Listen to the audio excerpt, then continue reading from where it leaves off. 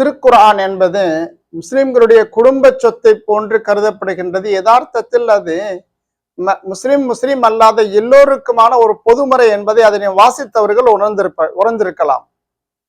காரணம், அது வெறும் ஆன்மீகம் சார்ந்த சில சடங்கு சம்பிரதாயங்களை மட்டும் சொல்லி கடந்து செல்லக்கூடிய ஒரு வேதம் அல்ல அது.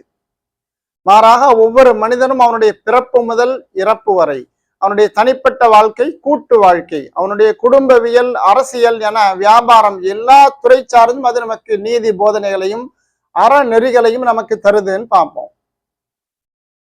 யாரும் யாரை விடவும் பிறப்பால் சிறந்தவர்கள் அல்ல. அவருடைய நல்லொழுக்கங்கள், நற்குணங்களை வைத்துக் கொண்டு, இறை பக்தியை வைத்துக் கொண்டுதான் ஒரு மனிதனுடைய உயர்வு என்பது இருக்குது. நிறத்தால், ஜாதியால் உயர்ந்தவர் தாழ்ந்தவர் கிடையாது. பொய் சொல்லக்கூடாது, ஏமாத்தாதீங்க, பட்டப்பெயர் சொல்லி அழைப்பது கூடாது, விட்டு கொடுக்க வேண்டும், பழிவாங்கும் மனப்பான்மை கூடாது, வட்டி கூடாது, நீங்க கொடுக்கல் வாங்கல் கொடுக்கக்கூடிய எழுதி வைத்துக் கொள்ளணும் கொடுக்கல் வாங்கலை என்பதாக அடுக்கி கொண்டே செல்லலாம். அது போதிக்கக்கூடிய அந்த அறநெறிகளும் நீதி போதனைகளும். அதே வரிசையில் நாம எங்கேயாவது விருந்துக்காண்டி போறோம் அல்லது நம்ம வீட்டுக்கு விருந்தாளி வராங்க, எவ்வாறு நடந்து கொள்ள வேண்டும் என்பதாகவும் நமக்கு சொல்லி தருதுன்னு பார்ப்போம்.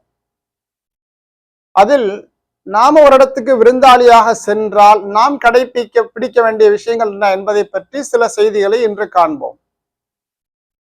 குர்ஆன் போதிக்கும், நீங்க எந்த வீட்டுக்கும் அனுமதியின்றி உள்ள போயிறது கூடாது, அனுமதி கொடுத்தாதான் உள்ள போகணும், இல்லாட்டி நீங்க உள்ள போகாதீங்க என்பதாக ஒன்று.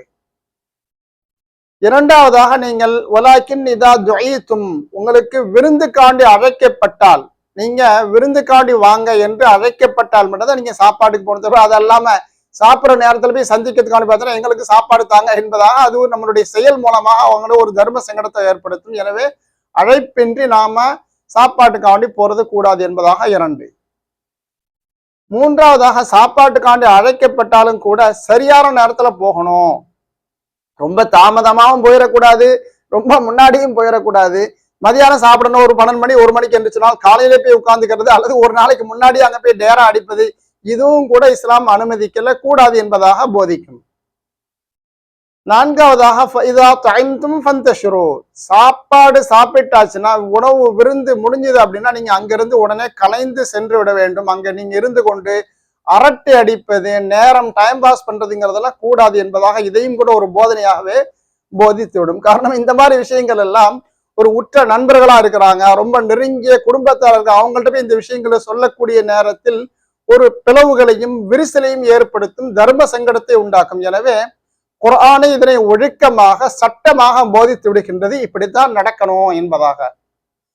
எனவே நாம இதனை கடைபிடிக்க வேண்டும். அழையா விருந்தாளியாக போறது கூடாது. எங்கேயோ ஒரு இடத்துல ஒரு விருந்து நடக்குது, ஒரு திருமண மண்டபத்தில் நடக்குது என்பதால் நாம் உள்ள போய் நுழைந்து விட்டால் அது நம்மளுடைய சுயமரியாதைக்கு இழுக்காக ஆயிரும்.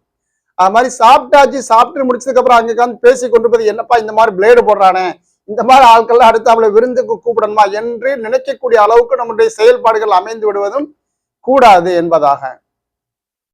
இந்த குர்ஆனுடைய வசனம் இறங்கியதனுடைய பின்னணியை காணக்கூடிய நேரத்தில் முஹம்மது நபி ஸல்லல்லாஹு அலைஹி வஸல்லம் அவங்களுக்கு ஒரு மனைவி இருக்கிறாங்க, ஸைனப் பின்த் ஜஹ்ஷ் ரலியல்லாஹு தஆலா அன்ஹா என்பதாக. இவங்களோட கல்யாணம் நடக்கும்போது தான் ஒரு வலிமா, கல்யாண விருந்து கொடுக்குறாங்க. கொடுக்கக்கூடிய நேரத்தில் பல நண்பர்களும் சஹாபாக்களும் வந்து சாப்பிட வராங்க. சாப்பிட்டதுல பலதும் கலைஞ்சு சென்றுட்டாங்க. சில பேர்கள் அங்கேயே உட்கார்ந்துகிட்டு இருக்கிறாங்க, போக மாட்டேங்கிறாங்க. நபி ஸல்லல்லாஹு அலைஹி வஸல்லம் என்னென்னமோ செஞ்சு பார்க்கறாங்க, உள்ள போறாங்க, வெளியே வராங்க, உட்கார்றாங்க. இப்படிலாம் அவங்களுடைய செயல்பாடுகளை பார்த்தும் கூட இவர்கள் உணர்ந்து கொள்ளாம அங்க உட்கார்ந்து அரட்டடிச்சுக்கிட்டு உட்கார்ந்துட்டு இருக்கிறாங்க. இந்த நேரத்தில் தான் மேல குர்ஆனுடைய வசனம் அல்லாஹ் இறக்கி வைத்தான், இந்த பார்ப்பா நீங்க அந்த மாதிரிலாம் உட்கார்ந்துகிட்டு இருக்காதீங்க, விருந்துக்கு போனாலும் அழைப்போடு தான் போகணும், விருந்து சாப்பிட்டு முடித்தாலும் உடனே போயிருங்க என்பதாக சட்டமாக இஸ்லாம் போதிக்குதுன்னு பார்ப்போம். எனவே நாம் இந்த ஒழுக்கத்தை பேணக்கூடிய நேரத்தில் குடும்பத்துக்கு மத்தியில் நல்லுறவுகள் நீடிக்கும், இல்லாவிட்டால் நமக்கு தர்ம சங்கடங்கள் ஏற்பட்டு விரிசல் ஏற்பட்டுவிடும் என்பதால் குர்ஆன் இதனை ஒரு போதனையாக போதிக்கின்றது.